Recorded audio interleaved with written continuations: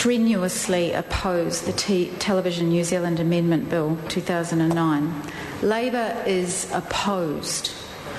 What this country needs is a strong, modern, public media service. Instead, what we're getting is a weak, regressive media that has no coherence, that's about propping up monopolies and pays lip service to New Zealand content. This government has got no commitment to public media or to public broadcasting. This bill is about erosion, and it's a disgrace. It mirrors the gutting that's happening to Radio New Zealand, and it reveals the true agenda of this government, which is the erosion of public broadcasting services, both television and radio. Why would we focus on that? Public broadcasting is the cornerstone of a healthy democracy, and it reflects us back to ourselves. It enables robust quality public debate, which is unencumbered by the imperative of just the ratings dollar. And it enables a level of scrutiny and high standards in the context of news delivery that only a true independent public broadcasting service can deliver. So tonight I'm talking about erosion and confusion, and I want to focus on two things. The first is the replacement of the Television New Zealand Charter. Here it is. 24 points replaced by 3, which is shame. It really is, and I want to read a few of those 24 points to you and what they signify. TVNZ shall feature programming across all genres that informs, entertains and educates New Zealand audiences. It strives always to set and maintain the highest standards of a program quality and editorial integrity. It should provide shared experiences that contribute to a sense of citizenship and national identity. It should ensure in its programs and program planning the participation of Māori and the presence of a significant Māori voice. It should play a leading role in New Zealand television by setting standards of program quality and encourage creative risk-taking and experiment. It should play a leading role in New Zealand television by complying with free-to-air codes of broadcasting practice, in particular any code with provisions on violence. And it should support and promote the talents and creative resources of New Zealanders and of the independent New Zealand film and television industry. And what's it being replaced by? It should provide for the functions of Television New Zealand, the crowd entity responsible for conducting a television and digital media business, and ensure that Television New Zealand carries out its functions and maintains its commercial performance, and establish a process that will enable Television New Zealand to screen, in specified circumstances, programs made before 27th of May 1989 and held in the Television New Zealand archive. And that's it. Well, what's wrong with that? I mean, what difference does the charter make from what we see on TV? That's the real point. You could ask that. And you talk about... The Minister talks about aspiration. What difference? Aspiration for what? Small... It's very small and quite pathetic. The second point that I want to talk about tonight is enabling the screening of Television New Zealand archived works, which I think there's a big question mark over what that actually means, and this goes to confusion. I don't think that the Minister's really worked out what he means around this. The question is really, will this work be available to all New Zealanders via free-to-air? There's a failure to spell out any requirements to Television New Zealand to screen New Zealand content. And I think there's a lot of questions that need to be answered on that issue.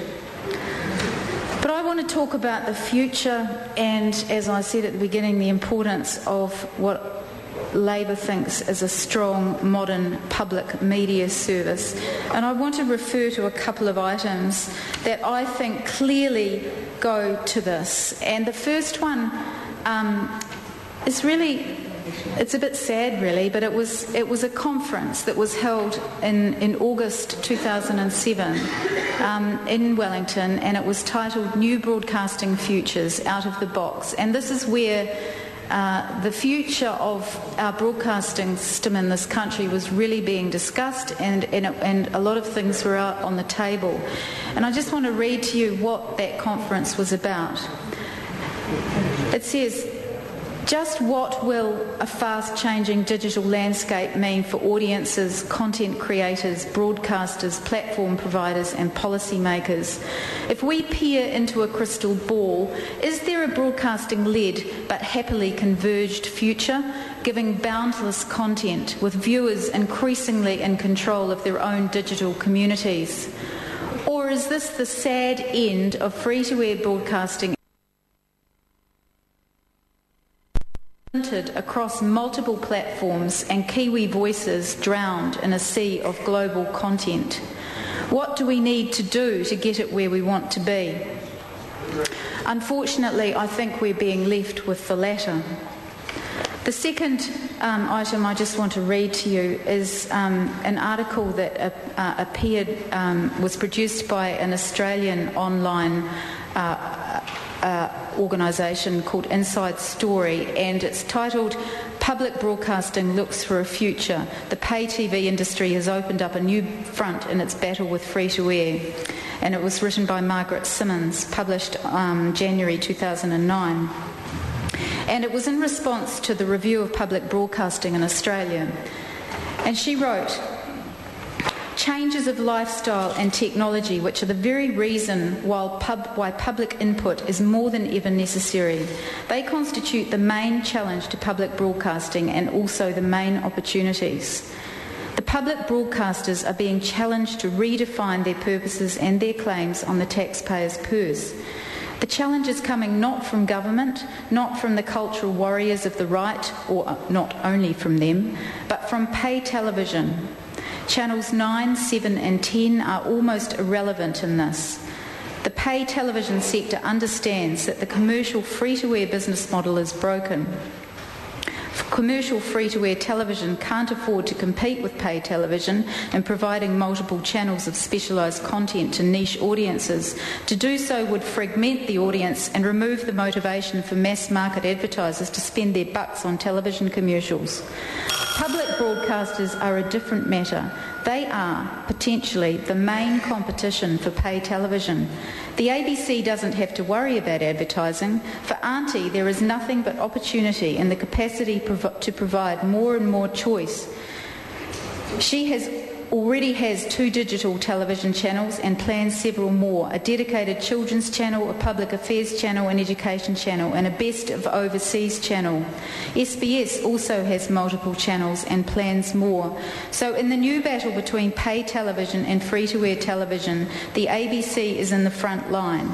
This is why it is the ABC, not the commercial channels, that has taken the lead role in the Freeview organisation, which is leading the free-to-air sector in its marketing efforts. Channels 9 and 7 have not even announced what they plan to put on their new multi-channels. In fact, they give the impression of wanting the whole multi-channel thing to go away.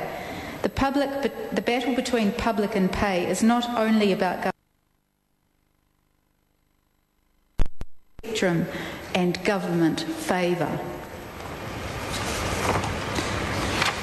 So the only thing that I can say is sensible about this bill is that it says that Television New Zealand is both a TV and a digital media business. I'm all for a multi-platform company, digital media company. That's convergence. But there's no mention of public. The bill that is put here tonight is driven purely by commercial imperatives, and we oppose it.